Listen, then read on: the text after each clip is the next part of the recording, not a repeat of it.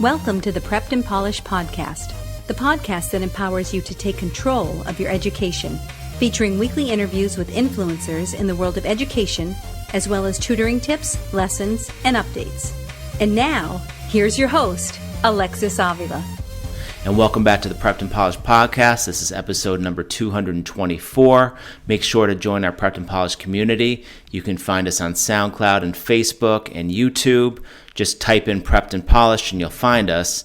If you have any questions or need tutoring, preppedandpolished.com and a chat box will appear. On episode number 224, I talked to wellness coach Jeannie Kulwin. Jeannie received her BA from California, Santa Barbara, has 18 plus years of high school teaching experience in LA's public school system.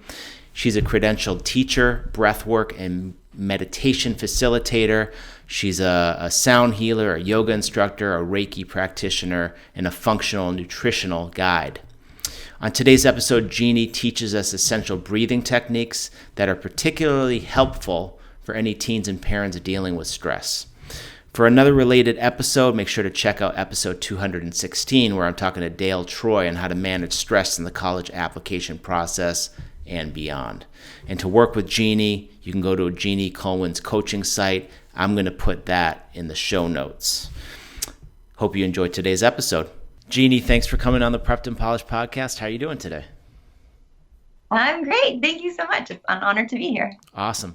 So can we start off by you telling our audience about your background, focus on a few pivotal moments that led you to where you are today as a highly recognized wellness coach?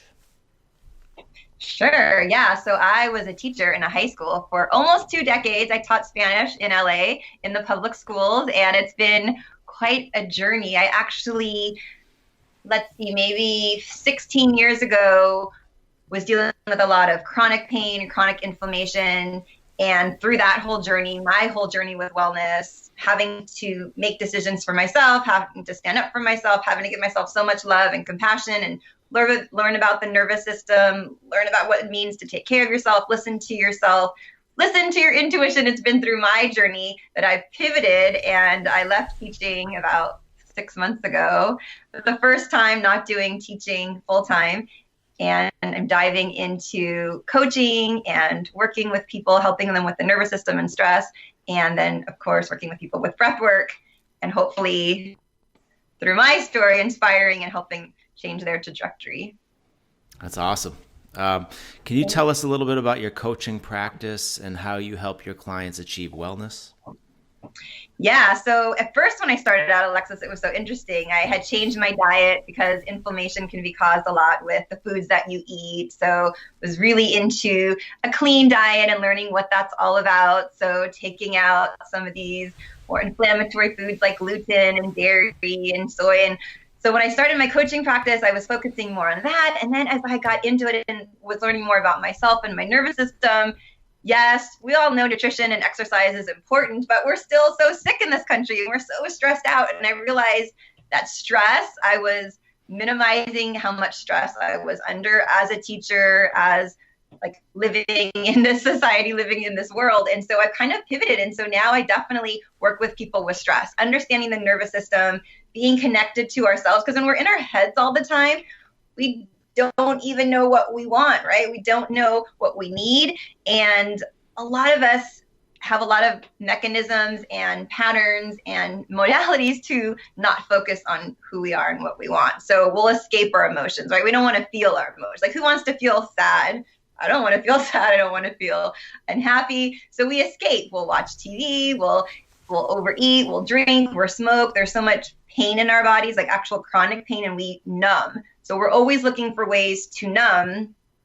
And through my practice and through my coaching, it's like getting back to who you are. Like, what do you need? What do you want? Maybe you're avoiding a tough conversation. You're avoiding something that you don't want to do. So we, like I said, do all these other things to avoid and escape. Our society is really good with, work harder and what you accomplish. And, like the success is like, work hard in this country. And that's great. But some of us are so stressed out and our bodies are taking a toll. So nutrition is still a component of what I do, but I really focus on the nervous system, stress. There's so much trauma that Americans and our society has been through, like big trauma that people know is, okay, that's a recognized trauma. But then there's so much like, they call it like little T trauma, things that seem insignificant. Maybe it's not even in your consciousness, it's in your subconscious, and really looking like how that can affect what you believe, what you think, the actions that you take.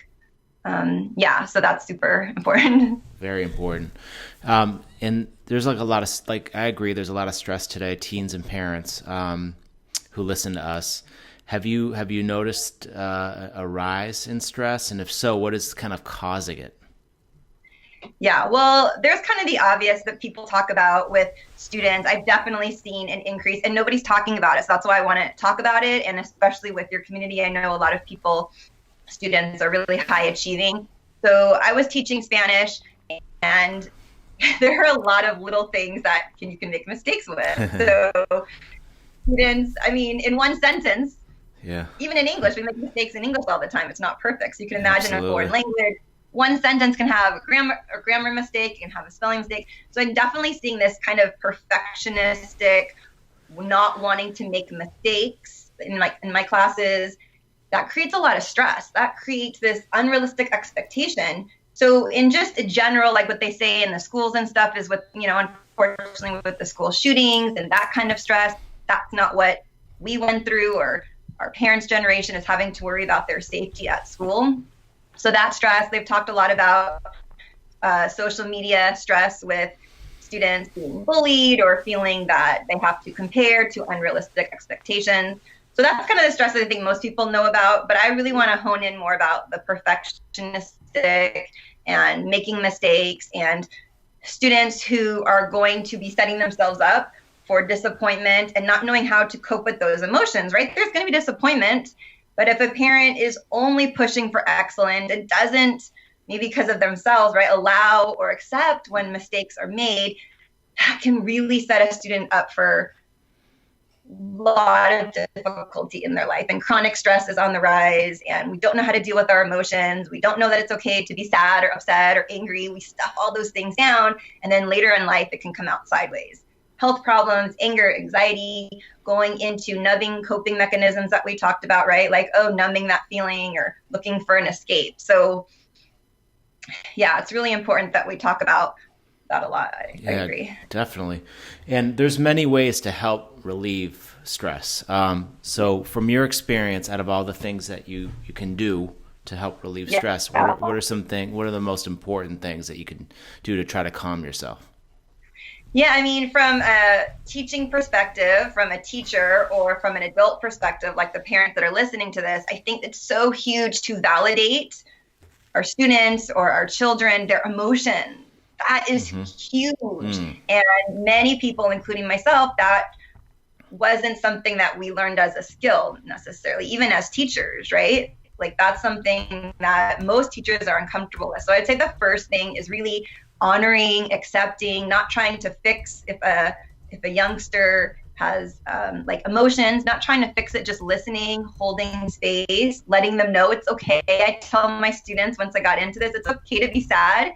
You guys know it's okay to be sad, and I didn't know it was okay to be sad. I thought there's something wrong with me. In this culture, you take a pill if you're sad, or you go see your doctor, and you get rid of that. So talking about their emotions, knowing it's okay to have a range of emotions, I think that can take away some of the stress, right? And also big emphasis on that they don't have to be perfect. I mean, when we're talking about SAT scores and AP, we're not always going to achieve what we hope, right? So what do we do with those expectations? Are they ready for that fall sometimes if they don't get what they want? So letting them know that, not just saying like, oh, you did your best, but just having high expectations, of course, but we don't want it to define them, right? Your SAT score doesn't define you. You are not your SAT score. And if you get a 3 on the AP test versus a 4 or 5 are your friends. I mean, I remember when I took my first AP test in high school, I was happy with a 3, but all my friends were getting 4 and 5s. And so how do I still not compare myself and, be proud of my accomplishment? Or if I didn't pass, another one I didn't pass, and still being okay with that. So again, it's who we are as people. I think parents can really encourage their child, like, who are you as a person? How do you feel about yourself? It's not just what you achieve during the day. And I think that's what adults are learning too. It's not just what we achieve, like we check off every day, this is what I got done, but what did you do with your being, right? Not what you do, but who you are and what you are being, right? They say we're human beings, not human doings. So I think so the best thing is, like, for the adults, the parents, the teachers, to embody this belief ourselves. So we need to take time to fill our own cups. And I know a lot of us feel guilty because we're moms or parents, or, you know, we're working hard. So kids, as a teacher, I will tell you for sure, they don't do what you say, they follow what you, sorry, how am I saying this? So they listen to what you, they see what you do, right? Yeah. They're not like only listening to what you say. Absolutely. Good point. So that's huge. So a parent, teacher, it's what we do. So I was meditating with my students and I had my eyes closed and they know why would I phone it in, right? So I'm doing it. Right. I talk about my feelings with the students, how I'm doing. Not super vulnerable, everyone's different, but just letting them know, like, hey, I'm not having a great day today, or I'm in some pain, physical pain, and being honest. I think they can cut through and they know when we're being honest, when we're faking it, when we're not being authentic. So yeah, those are things. And really, I mean, I know it's so hard because we're so busy, but we can't just tell our students, our kids, oh, you should be meditating, you should be doing yoga. We have to do it. We have to make the time and think that we're worthy of it and spend time on our own self-care, our own self-love, and kids stop on it. I mean, if parents are stressed, you better believe they're feeling that stress. They're attuning to that nervous system that's out of whack, that's not regulated. And that's what they pick up. I mean, I have a client and she's had some OCD tendencies. Her child, who's 11, is picking up those OCD tendencies. Very good point. Yes. And she was so surprised, Alexis, because she was hiding it always from her son. So she wasn't doing any of her OCD tendencies in front of him. So she was flabbergasted at how is he picking up. I mean, it's incredible. So our stress, our nervous systems gets attuned to their child. Yeah. So when the teacher can be calm and hold space and not be like frazzled and stuff, that's going to create this much more nurturing environment. Going to be more calm, it's going to be more productive. So yeah, and again, I teach breathwork classes, and I know the hardest thing is getting there, right? Finding the time for a parent to show up. But if you can make this a priority, just like you would your child's sports teams, I mean, they have a million sports teams that they're in and practices and this and that, and making it such a priority because they pick it up. They're sponges. Absolutely. Yeah. I think it would be helpful if you could give us some breathing techniques. Sure. If you would. Sure. So I could tell you a little bit about why it's helpful too. Sure. Yeah, please. Yeah, let's talk about that first. It's like, why are we even doing it? Okay, so I think it's so interesting, and I've taught this to my students. So I always say, if I can teach 14-year-olds this, then we're no problem.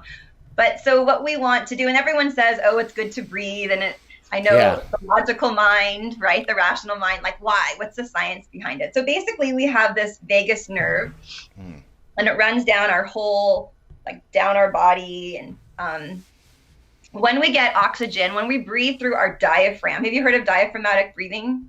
I have heard of it, yes. Yeah, okay. So most people, I didn't even know it existed until about 2 years ago with my chiropractor. And it was kind of interesting. I started learning it with my chiropractor, and then now I'm hearing it in breathwork, and then of course you hear it everywhere. So diaphragmatic breathing, the reason it's so beneficial is because when you breathe through your diaphragm, you're getting more oxygen because it's the lower part of your lungs. Like the oxygen, the gas exchange occurs at the lower part of your lungs. So when we do our breathing here, we get in tons of oxygen and then the carbon dioxide. So you're getting a really good amount of oxygen into the body. Lots of oxygen into the body means you're oxygenating the body. It's going from acidic state into an alkaline state. So people always talk about we want an alkaline body. We don't want acidity because that's where inflammation occurs, and that's where disease and stress and all that kind of stuff. So by breathing properly into our diaphragm, that's how we get the oxygen in. And that can slow our heart rate, our blood pressure, all those kind of things. So I always say it doesn't matter if you want to do actual traditional meditation, if you get into a relaxed state by going on a walk, if you do yoga And then we have like the sympathetic nervous system. And this is probably the most important. And I've heard about people talking about it on your show before, but the sympathetic nervous system is that revved up, you're in that fight or flight, you've got the adrenaline, you got the cortisol, and that's how most of us are living 24/7, right? Yes. So by doing this breathing, Yeah. the other stuff was a little bit too scientific of what's going on with the physiology of the body. Understand this, that fight or flight, it is not healthy to be in that fight or flight adrenaline state on a regular basis. I didn't know that. Like there are adrenaline junkies who are out, jumping out on skyscrapers and adrenaline, that's great. And I was kind of addicted to it. Like I kind of liked that revved up energy. It like gave me a little punch and I could be more productive. So this is huge for people to understand that it's okay. Like we can think of it as kind of a nice up and down motion, like coming up with the adrenaline is fine and then going back down. We don't want to be in a revved up chronic state of sympathetic nervous system. That will lead to a lot of health problems, and they say it can lead to disease and chronic illness. Autoimmune is on the rise, and I think all these things are on the rise because of our stress. So by doing these breathing techniques, we can bring the body into the parasympathetic nervous system.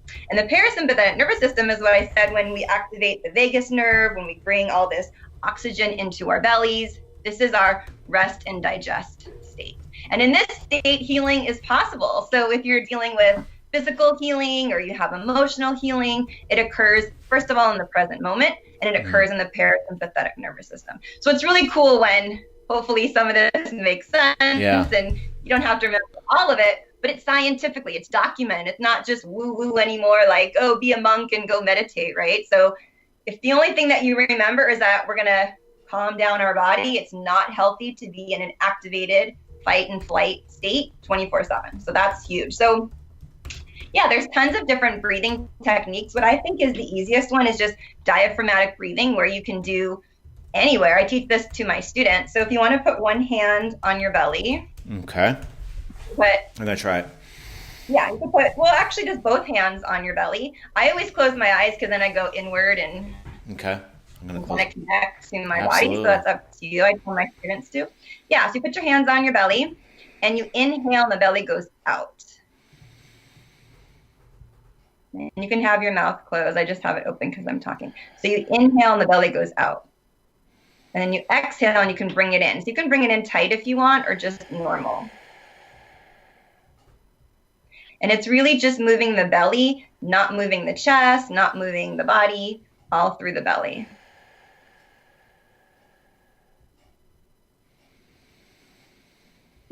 So inhale, belly goes out. Can you breathe through your mouth or nose? Yeah, I mean, there's different thoughts on that. You can do research, and some people say nose, some people say mouth. I usually keep my mouth closed for this type of breathing. And by breathing through the belly, that's going to oxygenate the body, change the oxygen carbon dioxide ratio that I was talking about, and really bring you into a nice rest and digest. So it's up to you, obviously, how long you want to do it. And you can even do it. This is great to do if you're in your car, you wouldn't close your eyes, you're feeling stressed, kind of being aware of it. And that's the thing too, is actually being aware when you get a little stressed, when you get a little frustrated, when you get angry, and not waiting until you've exploded, you've taken out your anger on somebody else.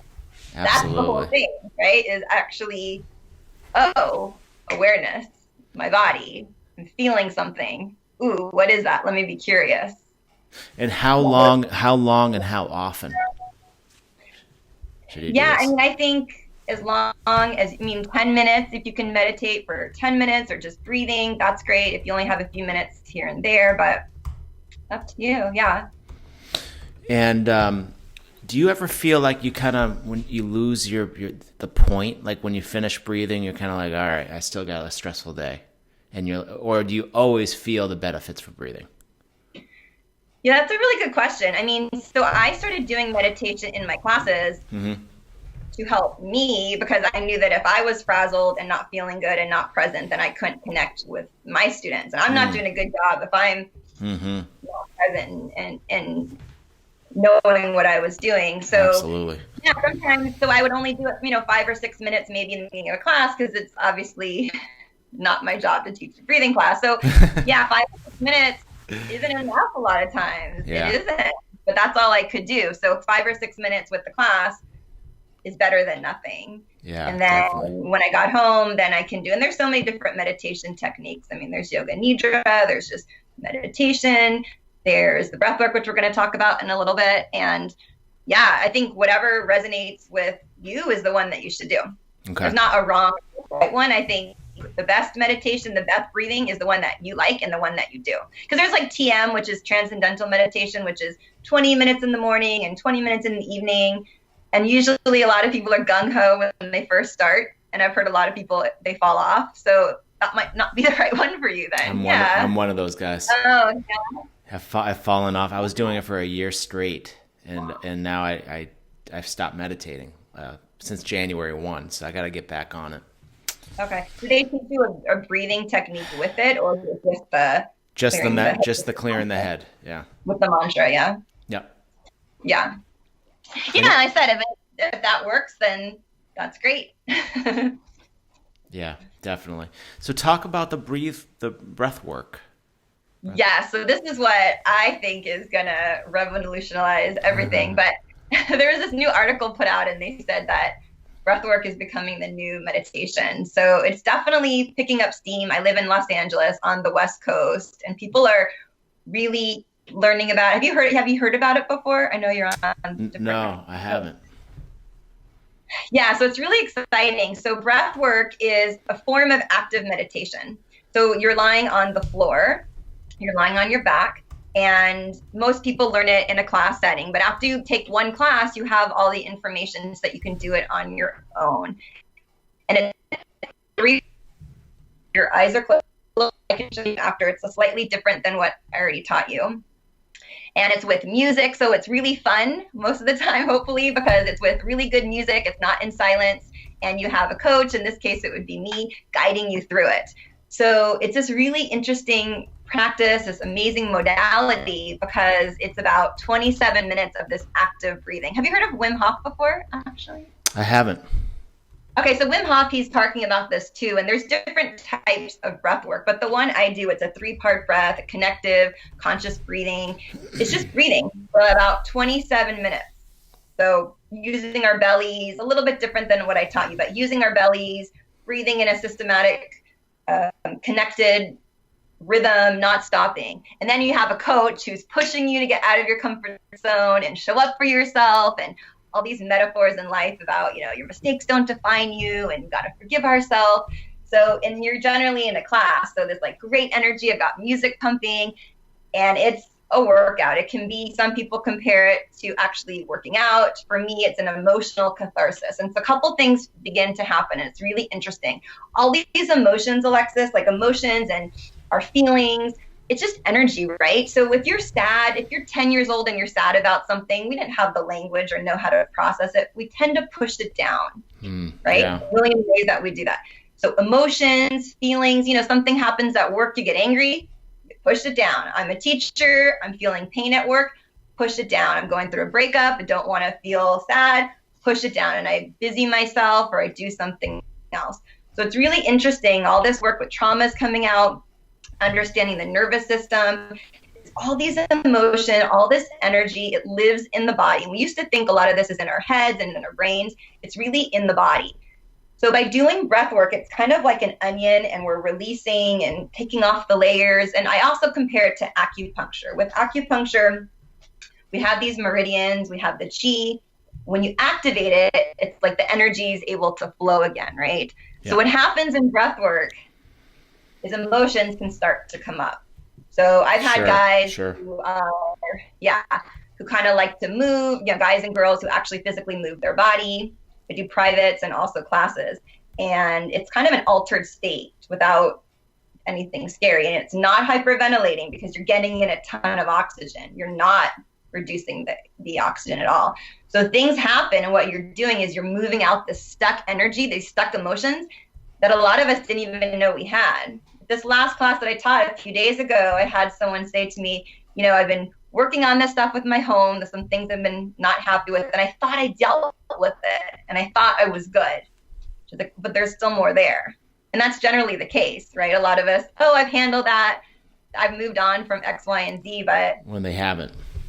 Yeah, a lot of it is repressed. A lot of it is subconscious, unconscious. Like we're repressing, we're suppressing. As a child, like I said, you don't remember things that happen, but the body does and the subconscious does. So through breath work, we can release what we're ready that no longer serves us. So a lot of people can feel like I do, like I feel like it's a catharsis. It's like, wow, I just feel like I got rid and I lifted this weight on my shoulders, or I felt better. People are producing their own endorphins in the body.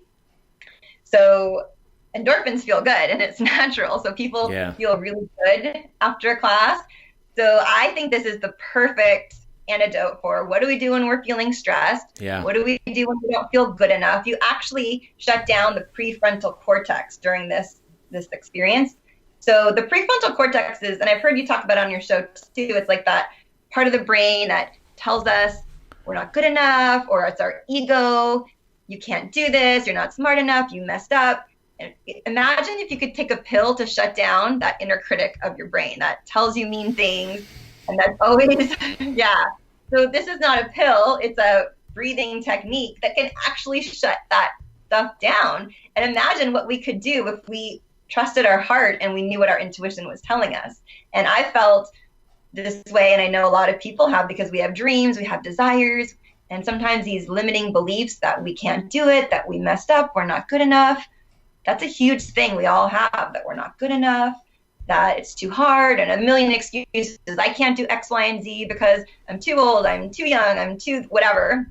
That actually gets shut down. So we connect to our heart, our intuition, which a lot of times we don't know what our intuition is telling us because the mind is going all the time. And we can actually just be present. We can just be with ourselves. So a lot of people do have clarity. We have answers that we're looking outside of ourselves to get. The beautiful thing about it is, unlike therapy, traditional talk therapy, we're talking about our problems, we're talking about our issues. That's not for everyone, especially some of my clients. Definitely, yeah.